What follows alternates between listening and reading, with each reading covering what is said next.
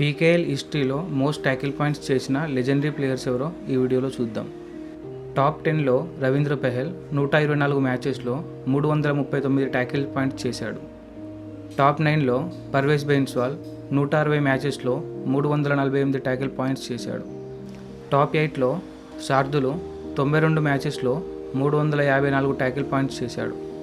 Top 7లో సందీప్ నర్వాల్ 156 మ్యాచెస్లో 360 tackle points చేశాడు. టాప్ 6లో గిరీష్ మారుతీర్నాగ్ 147 మ్యాచెస్లో 362 ట్యాకిల్ పాయింట్స్ చేశాడు. టాప్ 5లో సునీల్ కుమార్ 160 మ్యాచెస్లో 390 ట్యాకిల్ పాయింట్స్ చేశాడు.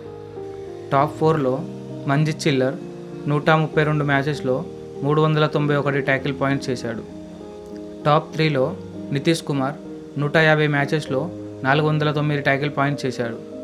టాప్ 2లో సుర్జీత్ సింగ్ 171 మ్యాచెస్లో 443 ట్యాకిల్ పాయింట్స్ చేశాడు. ఇక ఫైనల్లీ టాప్ 1లో ఫజిల్ అట్రాచలి 188 మ్యాచెస్లో 545 ట్యాకిల్ పాయింట్స్ చేశాడు. ఈ లిస్ట్లో మీ ఆల్ టైమ్ ఫేవరెట్ డిఫెండర్ ఎవరో కామెంట్ చేయండి. ఇలాంటి మరిన్ని అప్డేట్స్ కోసం ఆటాభిమానిని సబ్స్క్రైబ్ చేయండి.